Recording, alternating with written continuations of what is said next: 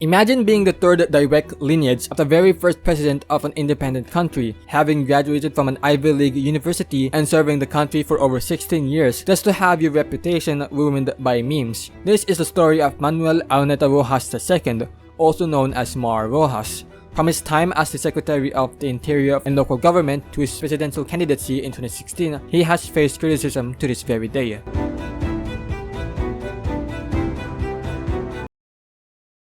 On March 13, 1957, Manuel Araneta Roxas II was born to members of two political dynasties. Judy Araneta, a member of the Araneta dynasty, was eventually linked to the Marcos dynasty, and Gerardo Roxas, the son of the child's namesake Manuel Roxas, the third president of the Philippines and the first president of the newly independent country. Manuel developed his nickname Mar from the first letters of his name, but despite being named after one of the most notable figures of Philippine politics, he didn't pursue politics in college, instead being an undergraduate majoring in economics and a bachelor's degree in science. He then worked for 7 years as an investment banker in New York City and became an assistant vice president of Allen and Company, but it didn't mean that Mar was inactive in Philippine politics. During the 1985 snap election, he joined the campaign of Corazon Aquino. Mar's brother, Dingoy Roxas, was the descendant who took on the family's political engagement, becoming one of the youngest elected representatives at just 26 years old, winning the 1st District of Capiz in 1987. However, Dingoy would pass away from colon cancer in 1993. When Dingoy died, the responsibility of living up to the principles of my family was put on me. I could not turn my back on this. I could not turn my back on the memory of my dad, of Dingoy. At 36 years old, Mar decided to run in the special election to replace the seat his brother once held, winning unopposed and becoming the majority leader of the House of Representatives. His time in the House was more known for his focus on business and economics. Mar would, however, resign from the House following President Estrada's appointment of him as the Secretary of Trade and Industry and named the chairman of the Information and Technology and Electronic Commerce Council. But this was cut short after his resignation protest during Estrada's corruption scandal. Later, reappointed during Arroyo's installation as president. During his stint in Arroyo's administration,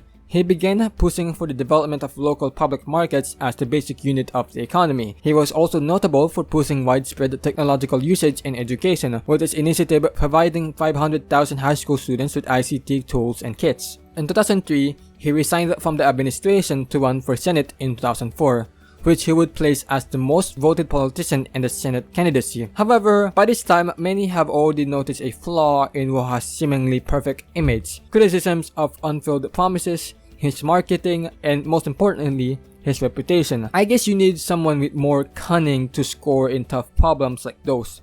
But Mar's biggest failure is communicating. During the 2004 general elections, Mar decided to use his advocacy for Palenque economics as his campaign brand, dubbing himself Mr. Palenque. While it did succeed in his favor, many were skeptical whether he only performed so well because of his marketing, rather than what he actually did. Many of those critics viewed this move as him trying to appeal to the masses. Considering that he came from two elite dynasties, this success would later become his downfall. In 3 years, Mar authored 43 bills and 46 resolutions, mostly focusing on business and educational reforms, including the implementation of senior high school. Mar also filed a Senate resolution calling on President Arroyo to pardon former President Estrada, served solely as an embodiment of the people's will for closure on one of the most divisive chapters of our national life. Ironically, this decision also backfired for him. In the years leading up to the 2010 presidential elections, many in the Liberal Party were boasting about Mar's presidency due to his performance in 2004, with Senator Benigno Aquino declaring him the party nominee. However, in September 2009,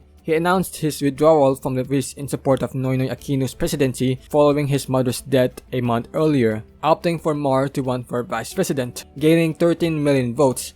However, he was defeated by Estrada's vice president nominee, Jejomar Binay, with only a 700,000 difference. Mar was predicted to win for most of the election season, but due to an unorthodox campaign for Noynoy and Binay's win, boasting Binay's popularity, Mar filed an electoral protest to the Supreme Court of Justice, which the court did find the protest sufficient, but the trial never progressed further. In 2011, Mar accepted President Noynoy's appointment as the Secretary of Transportation and Communications. A year later, he was appointed Secretary of Interior and Local Government, replacing Jesse Robredo after his death from a plane crash. A year later, Typhoon Yolanda devastated large parts of Visayas, with Mar and Noynoy at the center of the blame due to the slow and insensitive treatment they provided. Even worse was that a video was leaked online of Mar discussion with Tacloban Mayor Alfred Romualdez. You have to understand, you don't want this. The president is an accuser. So he's been just taking over because he does not want anything to be misconstrued. Your congressman said, please take over, please take care of The discussion was regarding whether the administration can aid the ravaged city, with Mar arguing that to some extent it would be abusing the administration's power. However, the video was maliciously altered, displaying Mar utilizing their family name against Romualdez. You have to understand, you don't want this. The president is an accuser. So that's it. Even though many Tacloban residents noted that the Romualdezes were pocketing most of the aid money, most Filipinos were targeting the already unpopular Aquino administration. Despite economic progress, tragedies and events eventually made the two of them the punching bag of Philippine society, with Mar getting the worst treatment. The controversy only further tarnished Mar's reputation. Not only was his connection with the masses severed due to his boasting about the dynastic elitism, it also labeled him as incompetent. Despite Mar continuing to serve as the DILG secretary and helping to rehabilitate damaged areas from the typhoon, many criticized this slow-paced work, alleging corruption by none other than Rodrigo Duterte. Despite credible sources defending Mar, it didn't stop the countless attacks against Mar, from connecting his time as the secretary of the DOTC with the accidents in MRT3, the Mama Sapano incident, and the overall indecisive and slow response. Many have pointed out that his incompetence stemmed from overanalyzing projects, resulting in the infamous Mahindra deal, and poor management of the public railway. Despite the overall success in Aquino's administration in the overall management of the country, these high-profile failures ended up destroying the reputations. Noynoy will retire from politics due to health issues, later passing away in 2021.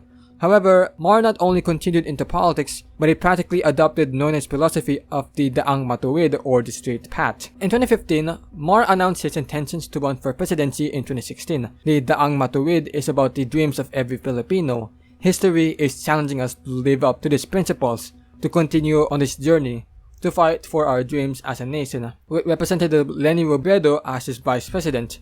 However, many of Mar's critics began using his controversies and maliciously attacking him, also mocking his Mr. Palenque moniker as inauthentic and artificial kind of personality, one trying to appeal to the masses haphazardly. Mar and Duterte constantly butted heads in the media, from trying to fight each other in slapping, fisting, and gun duel, to accusations of faking a college degree, illegal mining operations, red tagging, to misused Yolanda funds. We'll get back to that later. Many of Mar's critics also started sharing manipulated photos of him drinking water out of a plate and putting rice in a cup to mock his act of trying to be a commoner. A video was also resurfaced of Mar trying to divert traffic on Commonwealth Avenue during SONA, which was mocked by probably his biggest hater, Larry Gadon.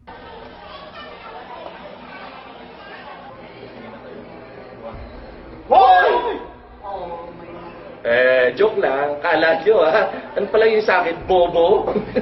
Dito ako mag-iinom.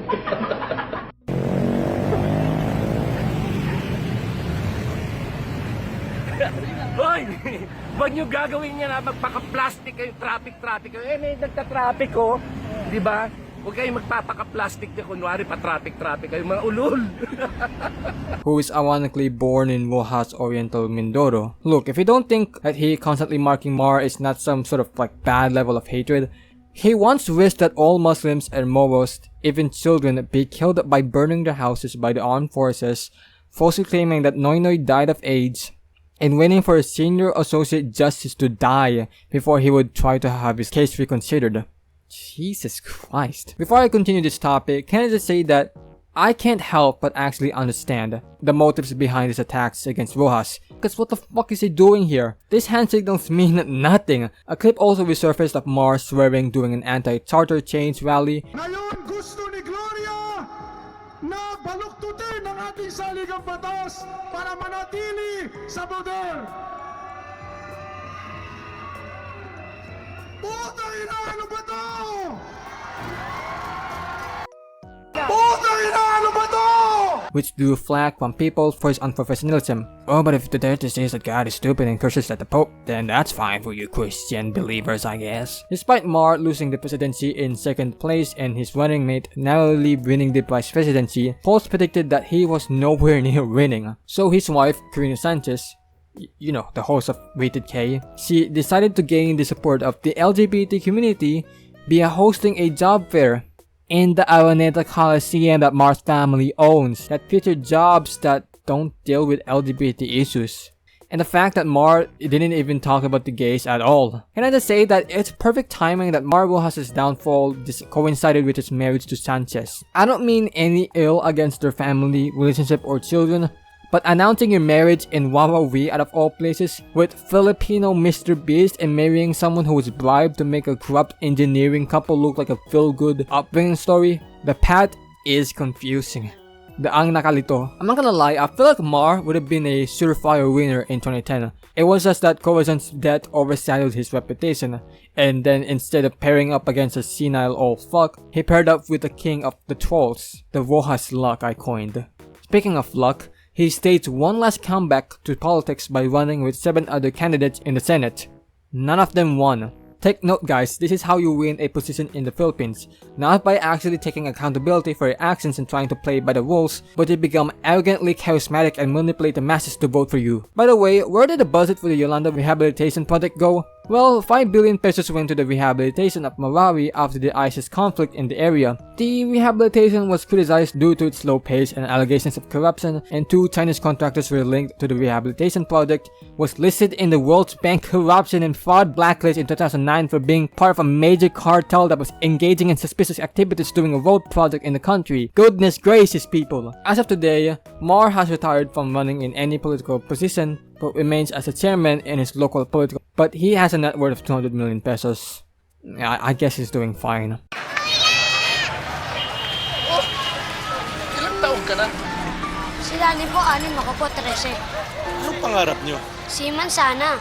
Ako po, artista. Pero hindi ko na iniisip. Kanya-kanyang kahit po dito. Walang maayos sa trabaho. Walang pambili ng gamot. Anak, itabi mo. Ako na. Sama-sama tayo. Hindi ko kayo pababayaan. Lalaban tayo. Pretty much after his 2004 election victory, Mar Roxas had never won an election. Despite Mar's best effort to be a public servant, he became a symbol of out-of-touch elitism and a constant punching bag, viewed as an elitist member of a dynasty whose only aspiration was political glory. And he can't really seem to argue against that notion since he took upon himself to carry on his family's political power. In doing so, not only was his reputation tarnished, but he also branded the Roxas name further from the common man, the opposite he was aiming for. In the act of humoring and mocking Mar, nonetheless, his political party has been normalized, even ingrained in pop culture, and the critics practically overpowered his reputation, more popular due to his failures than his success.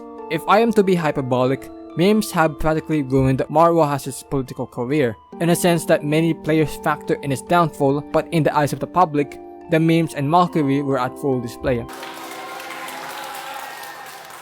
Mr. Palengke! What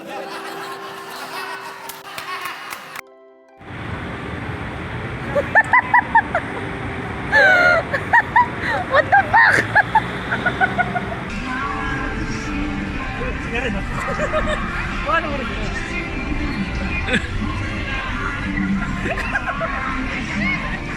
The bottom line is that Mar lacked charisma and proper PR to win the people back, whilst being dogged by almost everyone. Was it his fault? Was it his team's fault? Was it his critics' fault? Probably. Would he be a good president? Would his administration and political party find success and improve the country? Nobody knows. If his administration was successful and he won the people, would the country be in a better state right now? Absolutely.